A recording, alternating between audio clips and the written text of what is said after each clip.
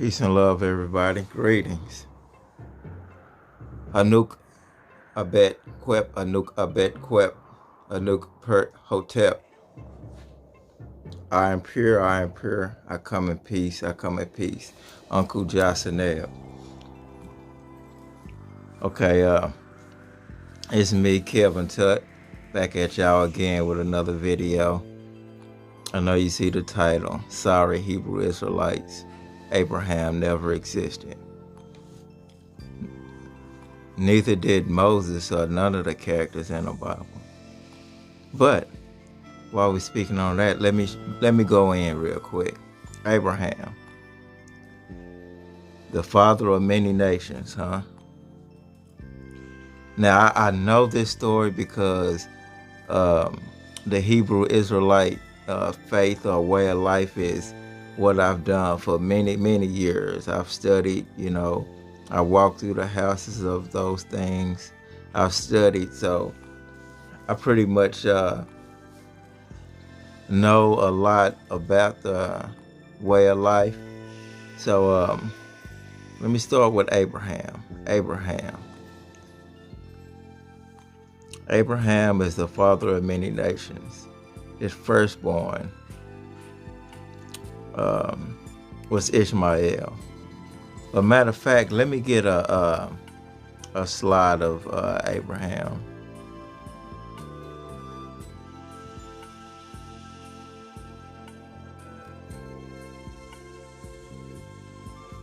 Now, as you see, we don't have no real pictures of him. We just have drawings. There's no real physical picture of Abraham. But let's get his Wikipedia, because we want to research things. We want to research Abraham. So let's get his Wikipedia and the other information.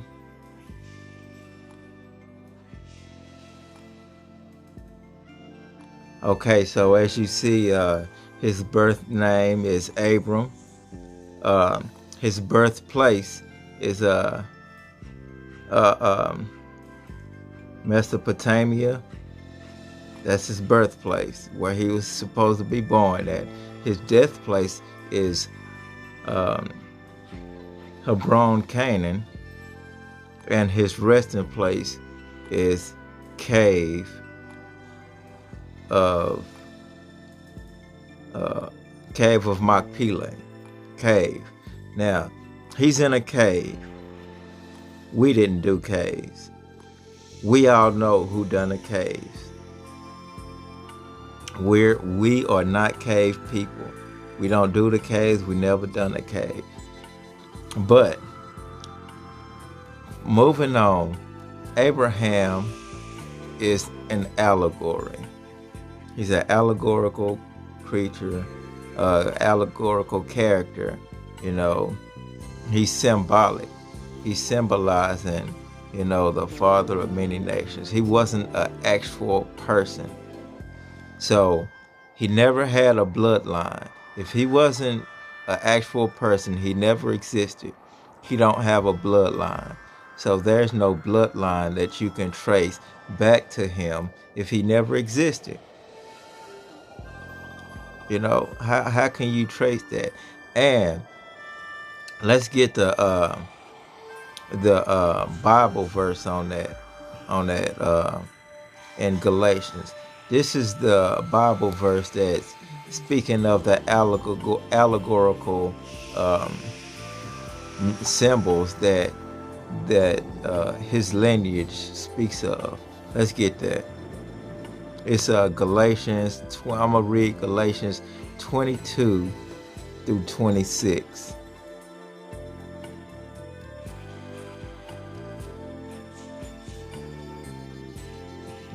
Okay, so Galatians 22 through 26, it says, "For it is written." For it is written.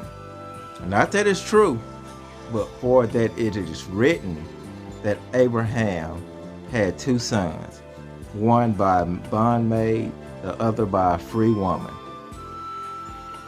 But he who was the bondwoman was born after the flesh, but he of the free woman was by promise, which things are an allegory. Galatians 24, which things are an allegory. These two covenants,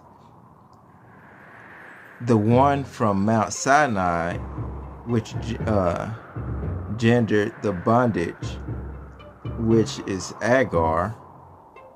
For this Agar is Mount Sinai of Arabia, and answered to Jerusalem, which now is and is the bondage with her children.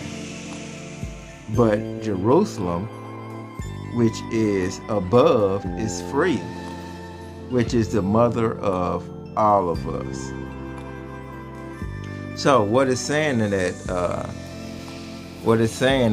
little verse is that Hagar is a symbol of Mount Sinai, and Sarah is the symbol of Jerusalem. So these are not real people. They just, speaking of land. That's what it is. That's the allegory that they is talking about. Is they talking about land. So we see that these people have no historical proof that they, existed. There's no historical proof, And I done the Hebrew thing for a while. I wanted to believe it was true, but that was my faith talking. Just like Moses. Speaking of Moses never existed either. He was the allegorical character. And come to think of it, let's get Moses' slide real quick.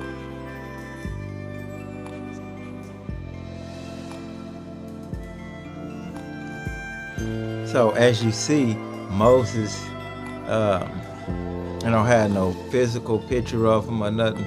They do have a sculpture, but he got horns though. He got horns, and he not black. He not black, and he got horns. We can tell that he not black. So, who sculptured this? Well, let's get that slide real quick. Let me show you who sculptured Moses.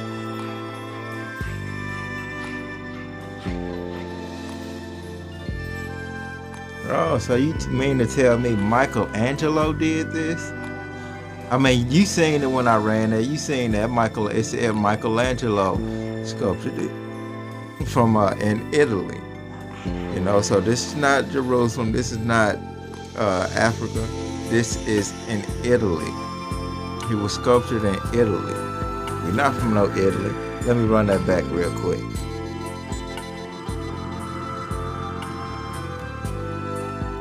Yeah, and the Pharaoh they said that Moses had contact with was Ramses II. Well, it's Ramses II. Ramses is a Greek word. His name is Ramesu, which means born of Ra. September. Ramesu September means. September means God chosen people or chose by God. That's what Ramesu means. And speaking of that, let's get Ramesu slide. Show y'all the physical evidence. When you search Ramses II, you can research it and see if he had any encounters with Moses. And that's a negative, he didn't. But let me get Ramesu slide.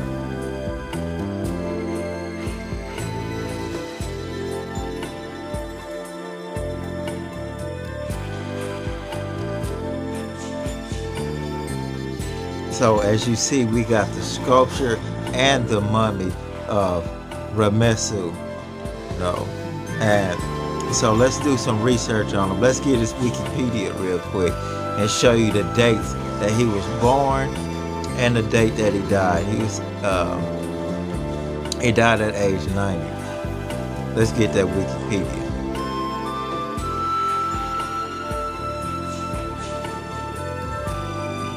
So as you can see, he was born in 1303 BC. He died in 1213 BC. You know, his father was Seti I, his mother was Tuya. Now, and if you can do this to any characters in the Bible, I give you $100 a week for the rest of your life. Whoo, you're gonna be paid. If you can do that for any characters in the Bible, but except with the exceptions of let's see, who was in the Bible that was really in the Bible, that was a real character. I think Ramesu was the only person that was real in the Bible. That's the only person that's real in the Bible. The rest of them, you don't know where they at, you know. It's like they never exist, like they never walked the earth. Like, what are these people? You know, they came with Moses, but let's get the real Moses. And let me give you that slide real quick so I can show you the real Moses.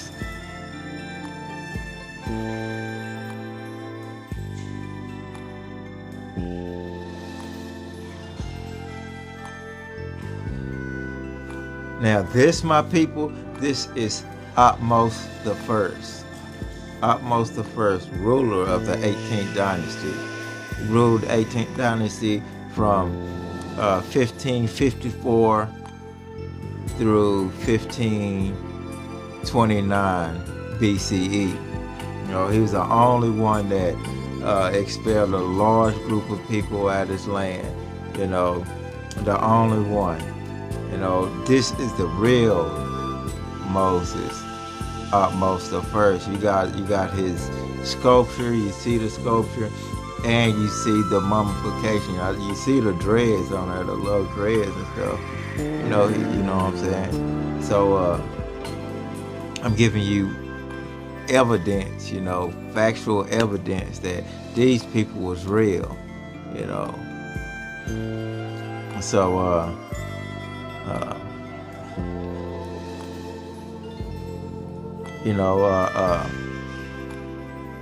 we left you this info in stone. You know, we left this info in stone for you, you know, to remember and come back to. You know, our ancestors left this information in stone for us to come back to. You know, the stone tablets that, you know, our ancestors wrote in stone. This, you know, like they say, Moses wrote something in stone, wrote the 10 Commandments in stone, but he destroyed it. Why he do that, you know, I don't know. I mean, that could be evidence. I mean, ain't no pieces to, you know, produce or none of that from what he, you know what I'm saying, from him breaking stuff. He getting mad because the real story of that, the consolation story is he got mad because it wasn't time to go into the Taurus age yet. It was still the age of Aries. So when he saw them worshiping a golden calf, you know, he got mad, be like, oh, he, you know, and that's the allegory of it. You know, he got mad because it wasn't Taurus time yet. It was still in the Aries age. So he got mad and, you know, supposedly broke the stones on the golden calf that they was worshiping, you know. These are facts. They can be researched. So you gotta research. You gotta go do your research. You know, look at the root word of things. Go to the root word of things and research it. Because the information all there. So the moral of the story is the Hebrew faith is plagiarized. It's an allegory, y'all. I know, it's an allegory. And I know that you people feel like they felt when they was a kid and Santa Claus wasn't real, or like a person who's being woke into consciousness learn that Jesus Christ never existed. It's hard, it's hard to take it. That's a hard pill to swallow because you've been doing this for so long, and that you find out that it's not real, then, you'd be heartbroken. I know. I was there too. I've been in your shoes too. I've been in those shoes. So I'm gonna go ahead and get up out of here and cut this video. We still got things to talk about. It's still unfolding. We got to unfold the veil. It's hard. So as I close out, I want to say Uncle Johnson Neb to my people out there, and y'all stay researching, stay woke, keep your eyes open. Peace.